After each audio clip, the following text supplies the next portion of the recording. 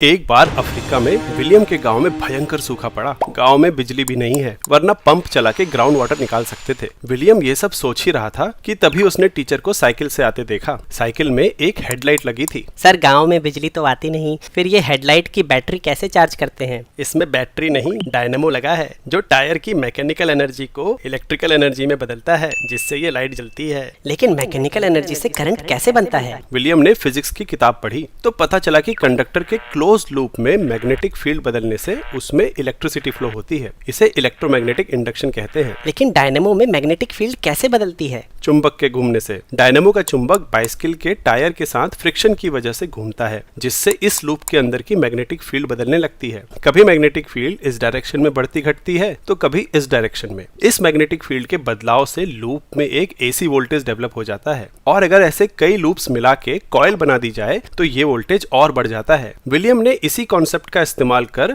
कबाड़ के सामान से एक विंडमिल बनाई, जो एक मैग्नेट को वायर की कॉइल के बीच में रोटेट करने लगी। विलियम ने इन कॉइल्स के वायर के एंड में एक बल्ब लगा दिया और वो जलने लगा। लेकिन उसने गौर किया कि बल्ब कनेक्ट होते ही विंडमिल के घूमने की स्पीड कम हो गई। ऐसा क्यों हो रहा है? साइकिल की तरह ही यहाँ विंडमिल मैकेनिकल एनर्जी को इलेक्ट्रिकल एनर्जी में बदल रही है। जब तक जनरेटर का सर्किट पूरा नहीं होता तब तक उसकी कॉइल्स में केवल वोल्टेज डेवलप होता है, लेकिन करंट फ्लो नहीं करता। यानी ये मैकेनिकल एनर्जी इलेक्ट्रिकल एनर्जी में नहीं बदलती। लेकिन लोड कनेक्ट करते ही जनरेटर में करंट फ्लो होने लगता है, और लेंज लॉ के अनुसार ये करंट खुद की एक ऐसी मैग्नेटिक फील्ड बनाता है जो एग्जिस्टिंग मैग्नेटिक फील्ड को अपोज करती है। मतलब अब विंडमिल पे एक अपोजिंग टॉर्क लग रहा है, इसलिए ये धीरे धीरे घूम रही है। इससे पानी का पंप कनेक्ट करता हूँ। वाटर पंप जैसे हाई पावर इक्विपमेंट के लिए ज्यादा करंट की जरूरत होती है, और ये अपोजिंग मैग्नेटिक फील्ड और ज्यादा स्ट्रांग हो जाती है। मतलब अब विंडमिल को घुमाने के लिए और ज्यादा टॉर्क लगाना पड़ेगा। मतलब अब इस जनरेटर को बहुत बड़ी विंडमिल से चलाना पड़ेगा। बिल्कुल सही। विलियम का जनरेटर काम करता देख गांव वालों ने एक बड़ी विंडमिल बनाने में उसकी मदद की,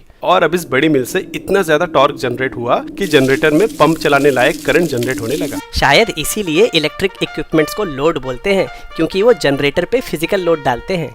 वीडियो पसंद आया? हमें सपोर्ट करना चाहते हो तो स्टोरी वाइज की मेंबरशिप ज्वाइन करो।